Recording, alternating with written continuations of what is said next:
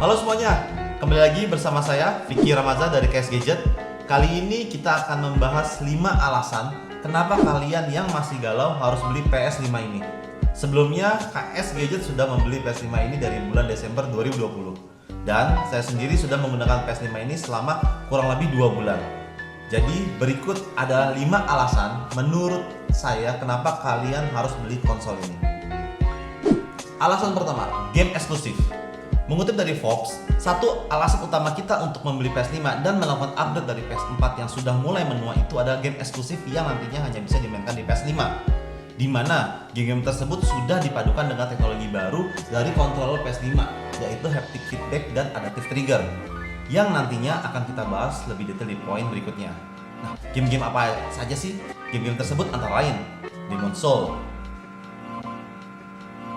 Marvel Spider-Man Miles Morales,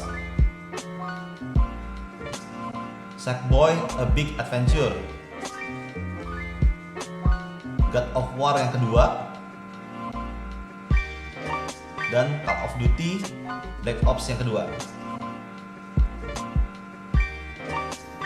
Buat kalian yang adalah fans berat dari title game tersebut, ya meskipun harga PS5 mahal dan game ini juga nggak murah, ya kalian nggak punya pilihan lain selain membeli PS5 ini.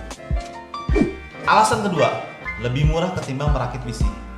PS5 adalah konsol yang digadang-gadang oleh Sony sebagai konsol yang memang ditujukan untuk dimainkan di resolusi 4K dan bahkan sampai 8K, dipadukan dengan fitur real-time ray tracing dan frame rate sampai 120 fps. Nah, dengan kemampuan tersebut, apabila kita ingin merakit sebuah PC yang memungkinkan kita untuk bermain di experience serupa, PC tersebut akan membutuhkan kartu grafis yang tidak murah. Paling tidak, untuk mendapatkan kualitas grafis serupa dibutuhkan kartu grafis Nvidia RTX 3060 ke atas. Nah, untuk grafik card seperti itu harganya sudah mencapai 8 jutaan rupiah. Dan itu baru satu komponen. Belum yang lain-lain seperti prosesor, RAM, motherboard, power supply, masih banyak lagi. Jadi, sebenarnya merakit PC game membutuhkan biaya yang lebih tinggi ketimbang membeli PS5. Apabila kebutuhan perakitan PC hanya dititik beratkan kepada kebutuhan gaming saja. Alasan ketiga, backward compatible. PS5 akan kompatibel dengan game-game dari PS4. Nantinya akan ada 100 game teratas yang dapat dimainkan di PS5 dari PS4. Meski demikian, Sony belum mengkonfirmasi apakah PS5 akan kompatibel dengan generasi-generasi sebelumnya seperti PS3, PS2, bahkan PS1. Kan seru tuh buat anak-anak tahun 90-an seperti saya yang masih mau main game-game beken dan nostalgic di masa PS1. Contohnya seperti Harvest Moon, Monster Rancher,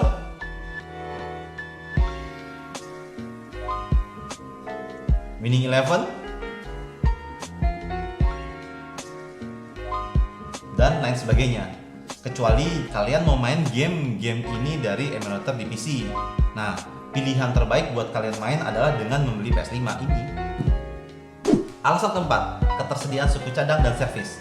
Karena Indonesia merupakan pangsa pasar yang cukup besar bagi Sony PlayStation, banyak orang Indonesia yang sejak dulu mempunyai perangkat konsol PlayStation di rumah dibandingkan dengan kompetitornya. Karena hal itu, hampir seluruh toko game di Indonesia ini menjual perangkat Sony PlayStation, game-gamenya, dan yang tidak kalah penting adalah jasa servis yang juga mudah ditemukan di berbagai kota besar di Indonesia.